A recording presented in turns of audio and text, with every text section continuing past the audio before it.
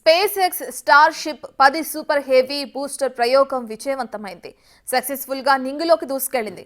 Starship super heavy rocket ఒక పౌను సైజులో ఉండే ప్రపంచంలోనే అతిపెద్ద అత్యంత శక్తివంతమైన రాకెట్. దీనిని టెక్సాస్లోని స్టార్ బేస్ నుంచి విజయవంతంగా ప్రయోగించారు. సూపర్ హెవీ బూస్టర్ 33 రాప్టర్ ఇంజన్లతో శక్తిని పొంది విజయవంతంగా లిఫ్ట్ ఆఫ్ చేసింది.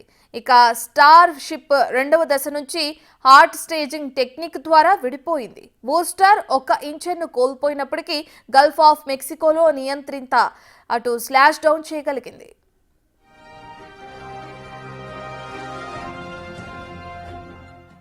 ఈ టెస్ట్ ఫ్లైట్ లో సూపర్ హెవీ బూస్టర్ ను ఒక ఆఫ్ నామినల్ ల్యాండింగ్ సినారియోలో టెస్ట్ చేయడం, 2 సెంటర్ జంక్షన్లు, ఒక మిడిల్ రింగ్ ఇంజన్ ను ఉపయోగించడం, గల్ఫ్ లో నియంత్రిత ల్యాండింగ్ చేయడం లక్ష్యంగా పెట్టుకుంది.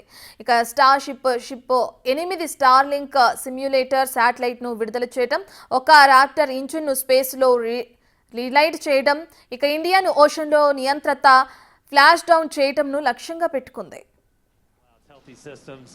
On the booster as it starts to pitch over the Gulf.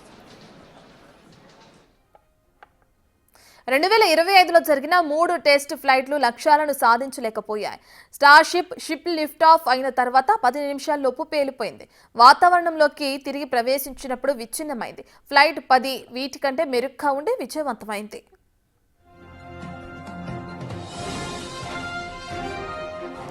ఈ ప్రయోగంను మొదట ఆగస్టు 24న గ్రౌండ్ సిస్టమ్స్ లో ఆక్సిజన్ లీక్ కారణంగా, ఆగస్టు 25న ఎలక్ట్రికల్టీ చార్జ్డ్ అన్విల్ క్లౌడ్ కారణంగా రద్దు చేశారు. చివరకు నిన్న సాయంత్రం 7:30 వాతావరణం అనుకూలంగా ఉండడంతో ప్రయోగం విజయవంతంగా అయింది.